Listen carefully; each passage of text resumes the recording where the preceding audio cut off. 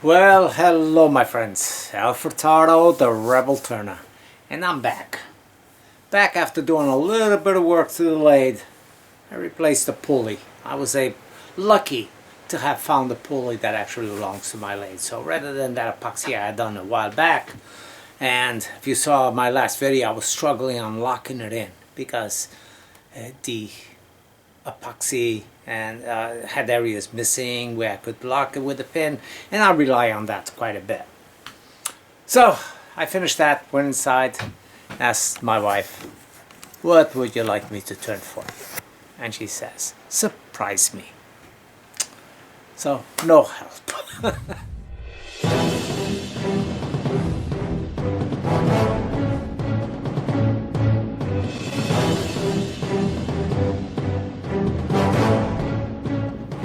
Today I'm doing a little lathe update. You know, this lathe, it's an older lathe, and getting parts for it sometimes is pretty tough. So sometimes I will resort to making a fix. One of the last fixes I did was actually the pulleys. Well, it had split up. It had split up a long time ago. There was always a split, so I had a little wobble on it when using the lowest speed pulley. Now I'm not saying I bought it with it like that, but it had happened maybe a year ago. And at that time I clamped it back together and I CA'd where it was separating half of the outside of the pulley. And I added a little bit of an epoxy to it, and that worked. And I think part of the reason for that was that my belt was always, it was a link belt. So they don't make a narrow link belt that fits right inside the V-groove. So it was a little wider, and it always applied a little pressure towards the outside on the top. So with a catch or something like that, and the belt is pulling hard on it, it wants to open up for the belt to go in deeper. So anyway, that split it. And not too long ago, I decided to fill it up with all epoxy and actually make part of it up. Well, even though I did have the outside skin, but that outside part of it, I lost a piece of it. It went flying away. I would have been able to fix it, put it back on, and that would have been the end of it. But it flew away. I've looked all over the place. I know I'll find it eventually, but I've looked all over the place in this shed looking for the half, and to no avail. So anyway, I always look on eBay and see if somebody, what's available, so on and so forth, and found a natural pulley for this particular lathe. It's part of this lathe with all the indexing, which has a 2 course. It has this outside, which is, so it has an 8 point, I guess, indexing on the outside, which is really the only one I use, and it has the inner indexing. I think it's 62 points. But anyway, that's what we're doing. We're going to pull out the spindle, the bearings, and place this one on, which is already a new belt. I was playing with it last week with the old one. I actually cut off this outside pulley, only utilizing the other 3, but the stop. If you notice, I've been struggling with locking it up and trying to use my method that I use all the time where it would jump off on the pin. So let's see how we do and fixing this up.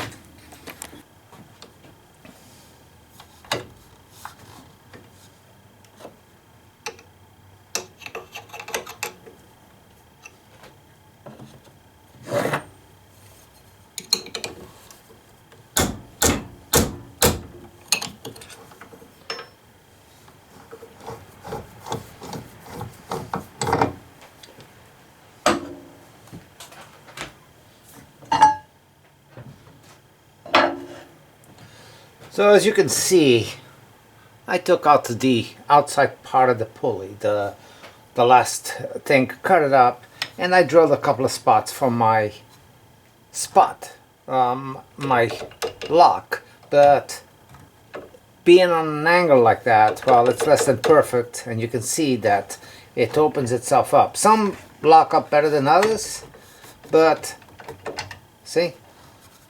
So this new pulley will be complete, and it will correct that situation.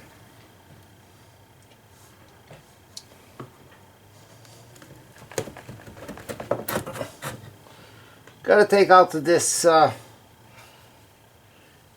thing, my rear wheel, the lock nuts, and it should be fairly straightforward. Well, I wasn't going to bore you. It's really not a straightforward thing. It's not an easy thing to do. It's doable, but you know, you would think they would make these things a little bit easier. I mean, if I need to change this belt at some time, I got to go through all of that again. So basically removing these plates, the lock nuts on both sides, and what I did is I used a tailstock to, and my a shim in here, and I pushed the shaft all the way through by cranking it. And then the bearing popped out on that side, on this side, and I was able to clear it up. But I got the pulley back, and I made I played with it a little bit to make the locking mechanism again, where it's sturdy, I can lock up without it pulling out. I actually made the pin a little bit bigger by hooking a drill to this, spinning it in its place, and with a small skew went in there and reshaped the tip, made it longer and straight rather than anything tapered, so it wouldn't slide out. I think that will be fine. Anyway, got a shaft. Well, the shaft, I checked it out, it was straight. So any wobble that I might have, which I do a little bit, but I always deal with it anyway, is not related to the shaft or the lathe. I'm sure that it's related a little bit to probably this adapter that went on this chuck. That adapter went in there really tight, and the way I got that adapter in there was, it's the perfect size, 1.5 inch gap here, and then I went with a rod in there in between the jaws, like this. Not this, but went in there and tightened the heck out of it. And that's how I got that adapter for 1/8 to go in there. Or else it wouldn't have gone. But I looked and I saw something that I actually wanted to turn, but I don't have any wood to turn it. So what I did find, and not because I thought it would be a possibility for it, I found this piece of crab apple, I believe.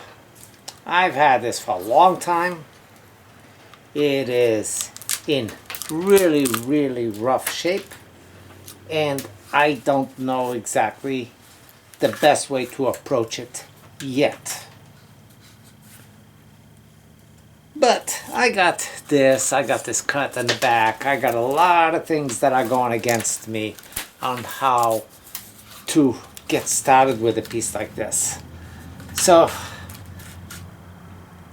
I think what I want to do is take this section of it right here and create something, and if it maintains a little bit of this area that you see right here, even with not the bark but the natural shaping that you see here, as the mouth of something, and it will be a nice, maybe a hollow vessel coming up over here. So first thing, I'm going to bring it to the bandsaw and tame it a little bit. And a little bit of this.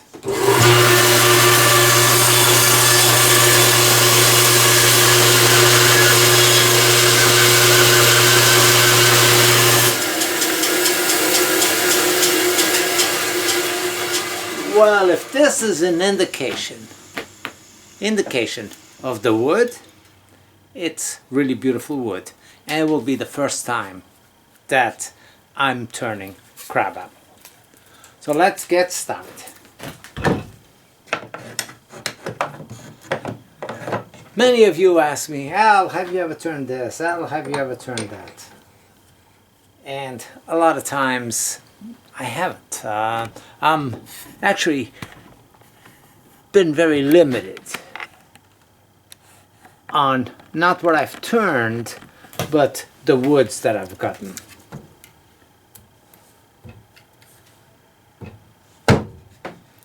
So let's see what this does.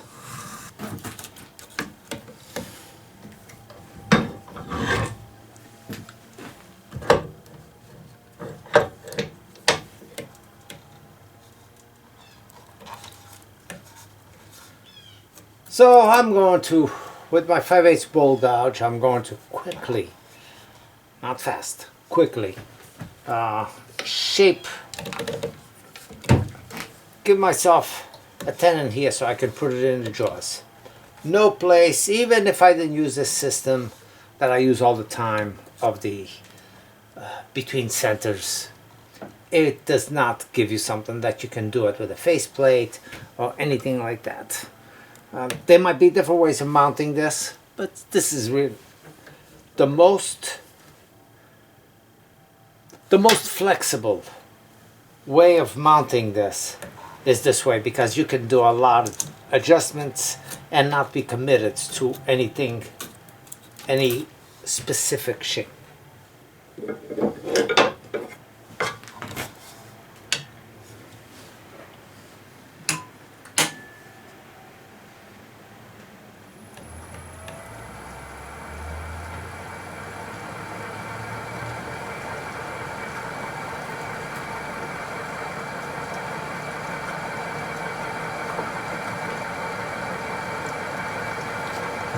350 RPM.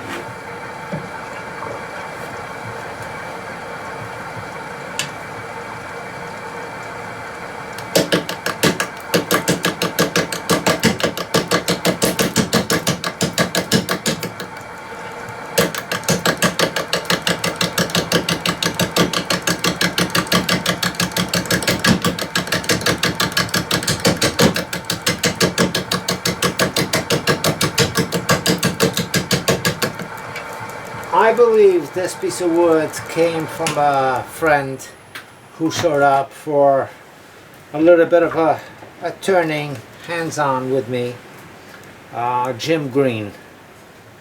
I'm pretty sure that that's where this came from. I should mark my woods when I get a piece from somebody like that. I'm going to speed it up a little bit. Okay, 500 RPM, that will be a little bit better.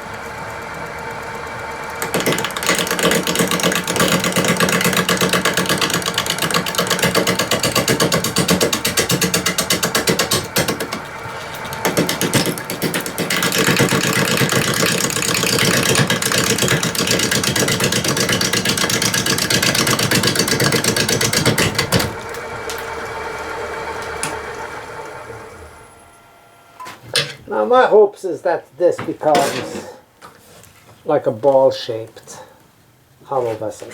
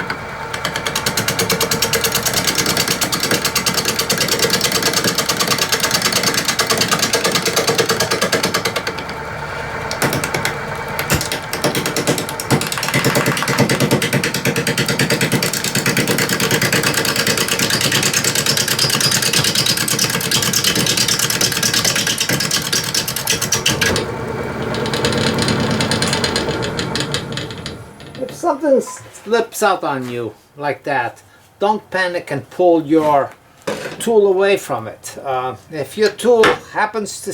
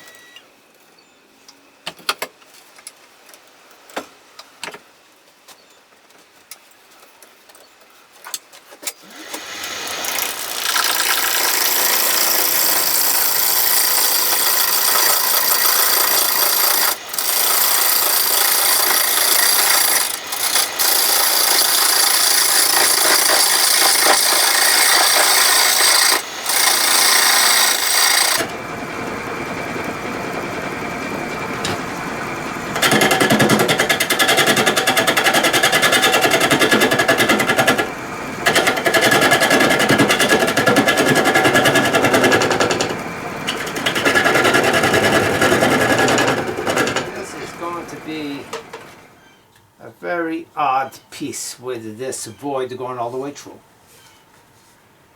And I really don't have much room to offset it over here, so it is what it is.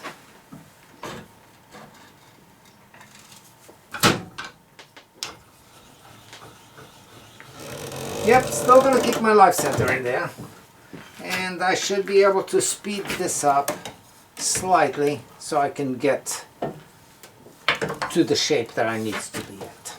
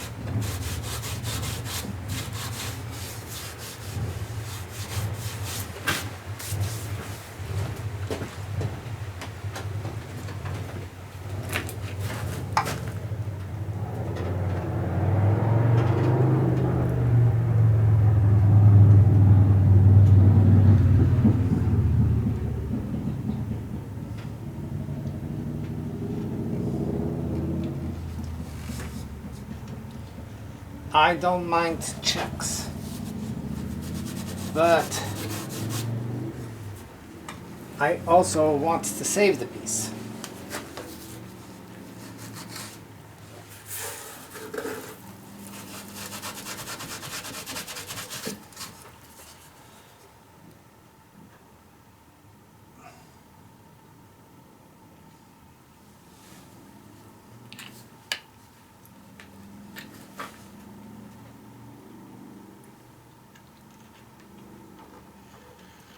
This piece has seen some serious abuse out there. Very dry weather, rain, sun beating down on this constantly. It's out in the has been out in the elements.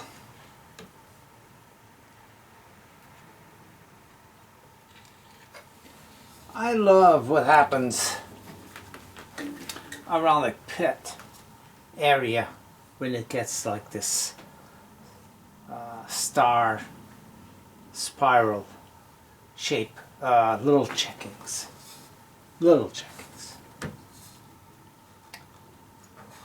So this will still end up being a nice looking piece. I will don't have much more to take up here. The neck was kind of oddball the way it was. Not that I was going to remove it because it would have given that extension, but one thing, it would have definitely made it very hard for me to be able to go inside and to turn it. Like this, the way it is right now, it is more manageable. Like I said, not because I wanted it to be, but because that's what it wanted it to be.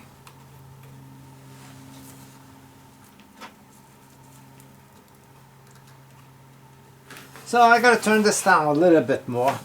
Number one is I get to remove all these dark spots from the glue, from the CA, and I get to clean this up a little bit now that I know what's happening up with the top a little bit better. These two flat sides over here, I keep looking at it and I keep thinking on my head as to what I'm going to do with it, but sometimes we don't emphasize or we don't speak about it. So I can either keep going all the way down until I true this up, which would make this piece fairly small. It would still have this big gouge going through here, or I can turn it on its side and slightly shape this from the two ends, and that's a possibility, and it would be oval this way but round this way. Or the other option would be to leave some of it and maybe from inside have it show through. I don't know. Let's see what it wants to do.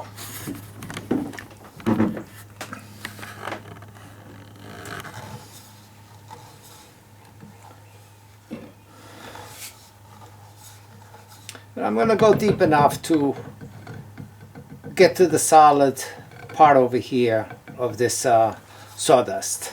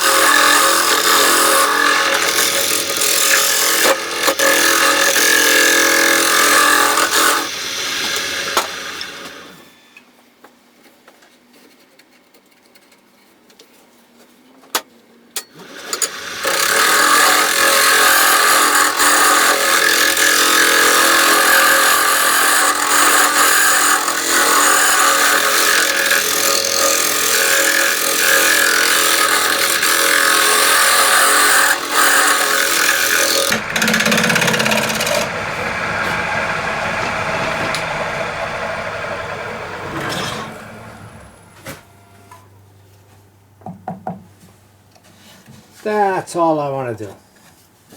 I don't want to pop through on these. Not on this one.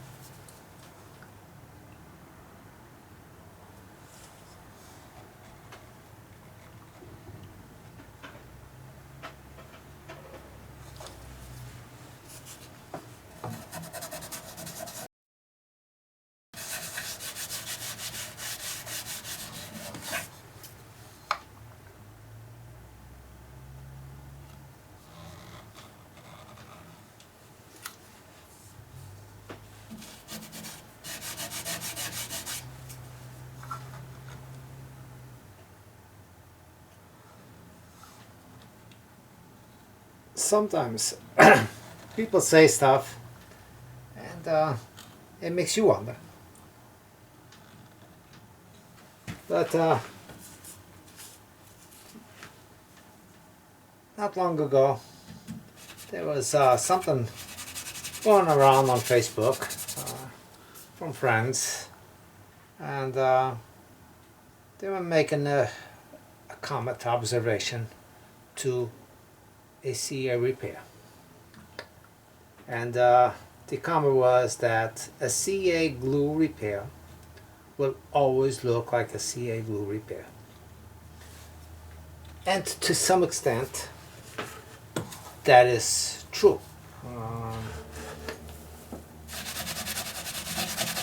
Unless your CA glue repair is not made to intentionally try to hide something. So do not be afraid to do a CA glue repair because you might have read something of that sort, or you are a believer of that being the case as well.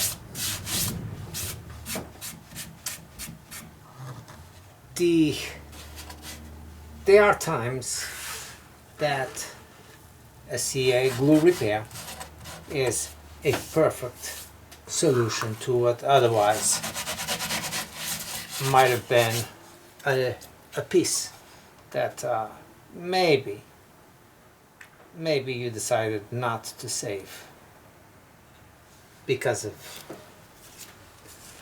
less than perfect conditions. And the less than perfect conditions, in my opinion, most of the time are what makes the piece exceptional.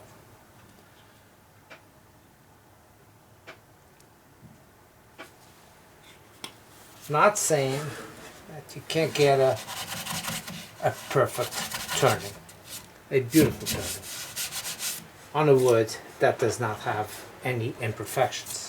That's not what I'm saying at all. What I am saying is that you can go out and pay $100 for a blank of wood, and you create something that you hope looks okay, and that maybe somebody else can lighten up the burden of your expenses by you selling it. If you sell as much as I do, the odds of that are pretty slim, because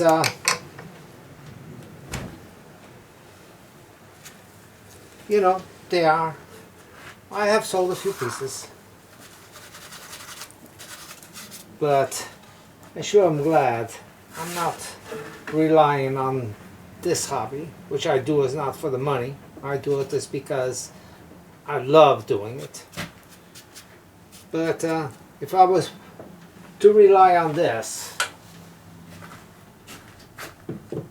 or turn something with the hopes that I sell it so I can buy something else, even my tools and stuff, I would not be very far with wood turning.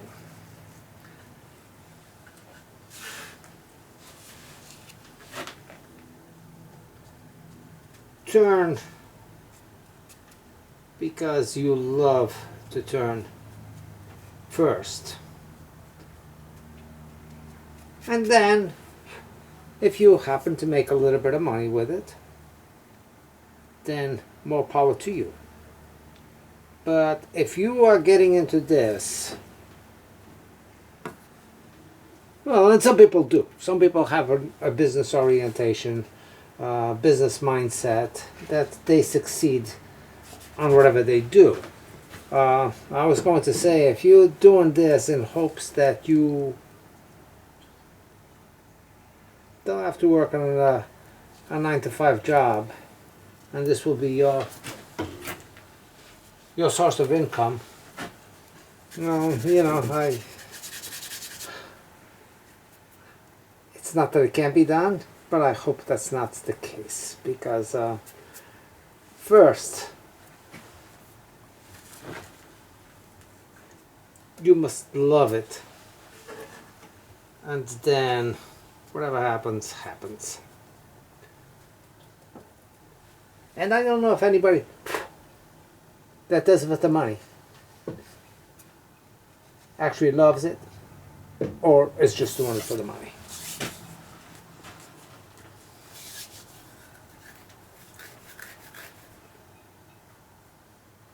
Yes, every time I use CA and you see me rubbing it with my fingers, yes, my fingers do get crowded up with CA glue. But it will come off later on.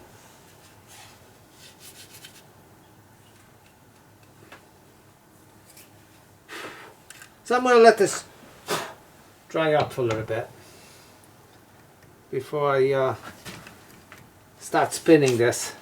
And I will be taking all of this off is with the sander.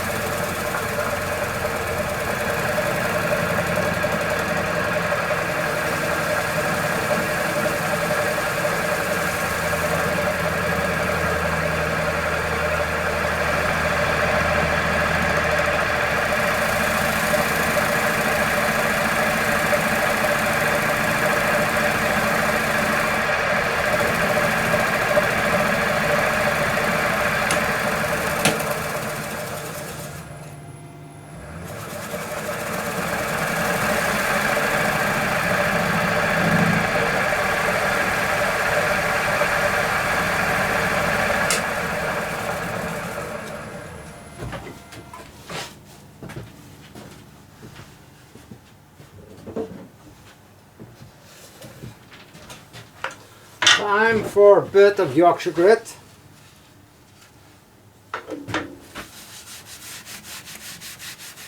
And I might finish this piece with lacquer wipe top.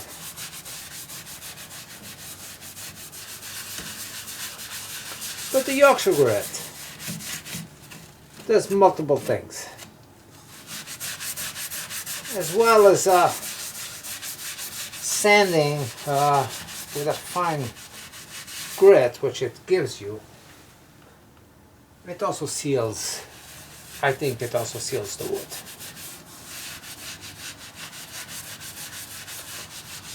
At least it behaves the same way that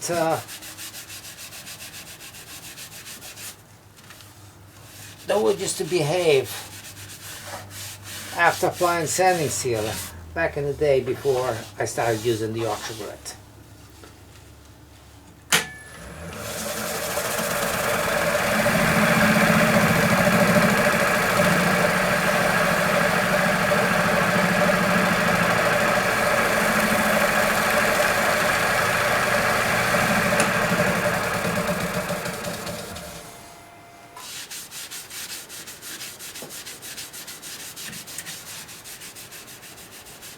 You know, sometimes some of you comment on, oh well, you can do this a lot easier, you know, by, I don't know, for instance, buffing with the buffing wheels. Well, that is true. I mean, there's no doubt about that. So if you have one, by all means, I mean, hand buff it, power buff it, do whatever. I don't go out of my way to get every tool that is available and saying for you to do it, that's the only way to do it.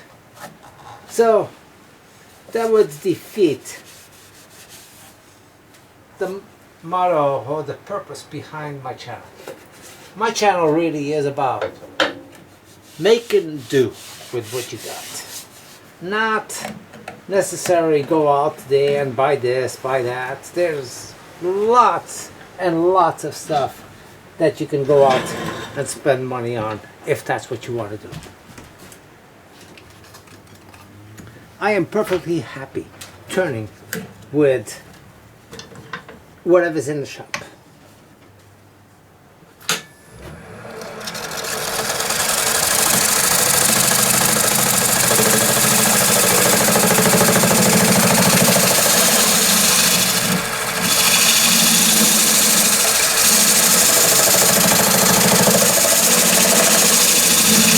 And don't get me wrong, I had to make the initial investment of the lathe and different things, and I do buy sandpaper, I do buy the things that are necessary, and there are certain things that, you know, you need. I mean, you can't turn on a lathe if you don't have a lathe. So yes, you have to make those investments. You can't cut wood if you don't have some sort of tools. Now, the difference is, oh, how many tools do you need? I mean, can you get by with just the cheap Harbor Freight tool or a tool set from Harbor Freight? Absolutely you can. Absolutely you can. Is it the best way? Probably not. But if you are having fun and you can outgrow that tool, then you step up and you go into something maybe a little bit nicer. Give yourself a nice birthday gift. A nice, treat yourself. Once you know that the hobby is for you, that in fact you love doing it and you're going to stick with it. But to go out and buy stuff,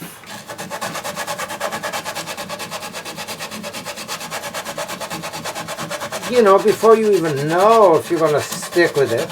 I myself am one that I think that there's a lot of stuff that I want to do, and I go out and I buy it and it bores me very quickly. So and that goes with a lot of things. And to tell you the truth, I thought the lathe, this wood turning fad would have been the same thing, but I tell you, I cannot get enough of this stuff. As soon as I turned my first piece, that was it. I knew that it was not going to be a temporary thing. I knew I was going to be doing a lot of stuff. I knew this was going to offer me a lot of options of being artistic and still working with wood, which I love working with wood.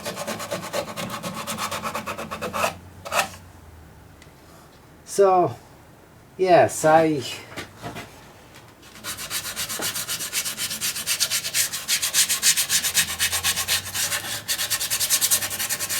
but just because I love this does not mean you will too.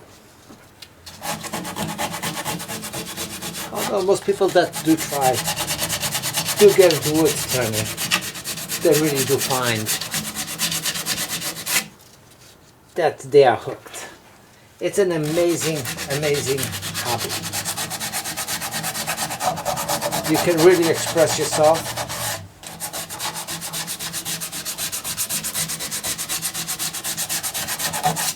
Different from any other woodworking skill. So if you're doing cabinetry, for instance, you know, you're being judged by how tight your miters are, and you know how artistic you might be with a cut, or how well of a finish you applied to your woodworking. This, yes, you can be graded in the same way. You can. But I dare anybody to grade what I do based on that. Because there are two ways you can go. Probably more than that, but I will say it this way. You can either turn stuff that look really well, is going to sell, it's functional, or you can turn pieces that are not functional. And basically you're doing it because you just love turning anyway, and whether somebody likes it enough to buy it or not like it enough to buy it does not change what you do or your outlook. That your passion for the turning is for the creation and not necessarily for the income. And like I said, yeah, it's nice to occasionally, and I mean occasionally I do sell a piece. But like I said, you know, it's not that I am trying to make a living. Don't get me wrong, it would be nice to sell enough of the creations that I do, and exactly the way I do them, that I could retire and you know, and count on this to help me out a little bit. But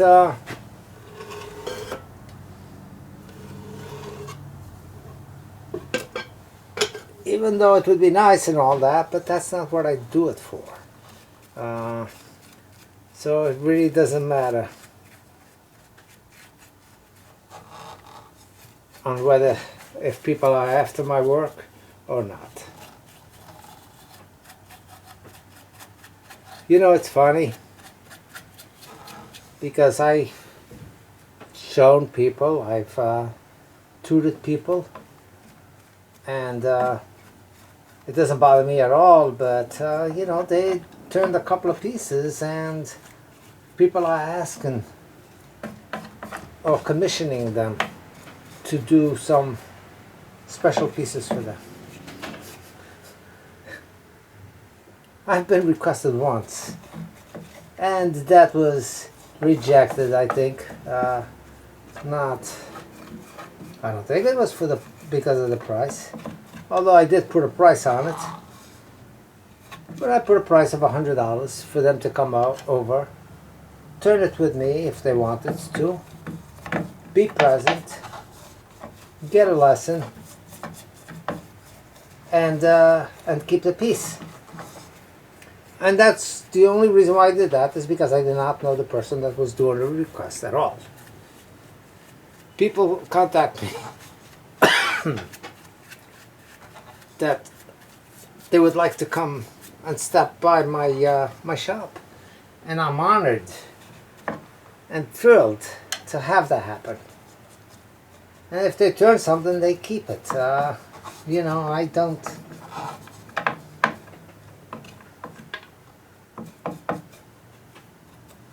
You know, so it would be like commissioning, I guess. But anyway, yeah, it doesn't matter. Now also, people have asked me to do presentations on their clubs. You know, and I will do that someday. I will. I look forward to it. But when I was asked, and I still am, working. So it's not like I can stop doing what I'm doing, my job, to go and do this.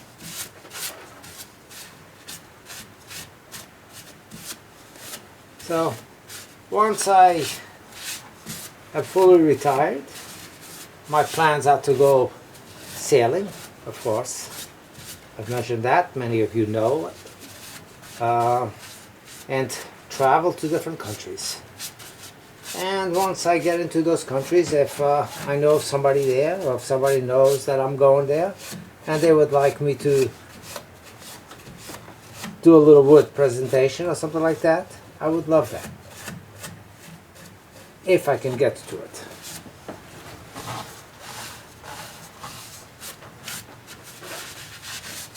So here it is. It's a lacquer finish, but I do not want that shine of the lacquer. So I wipe it down and keep it just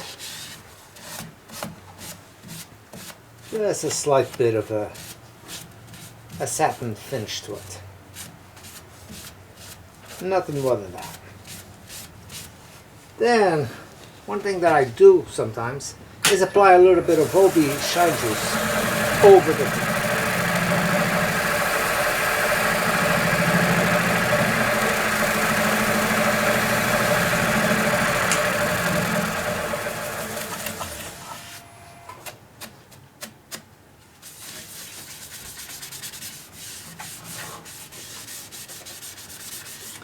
So this piece is going to look very, very ancient.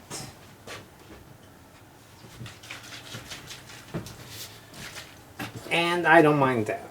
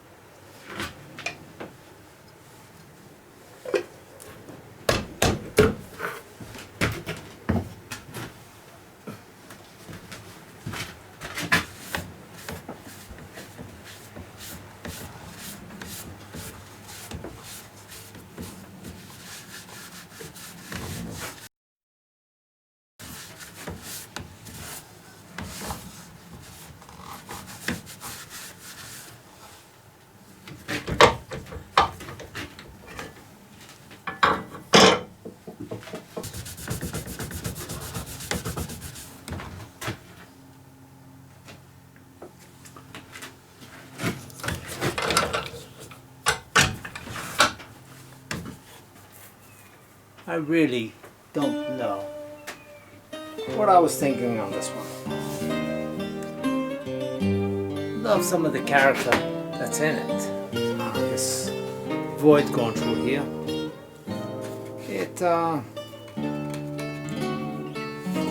So putting the sawdust in there, I think works pretty well. And this was fine sawdust that I put in here of the same wood. Also on here, where I had the spider web near the pit, you really don't see any repair at all on that. So it just shows you a repair from CA does not have to look like a repair from CA. It can be done to enhance the piece a little bit, or it can be done to really just fill it up and becoming what otherwise might have not been a good use. This is an example of a CA fix over here where this void was a little bit bigger, and the sawdust again worked in there, and you tell me if that is offensive. To me it's not, and I'd like to hear what you think, because what I think sometimes, well, you know, what I think should not be the final thing, because I turn it to my taste, but you might not have the same taste, or you might think different.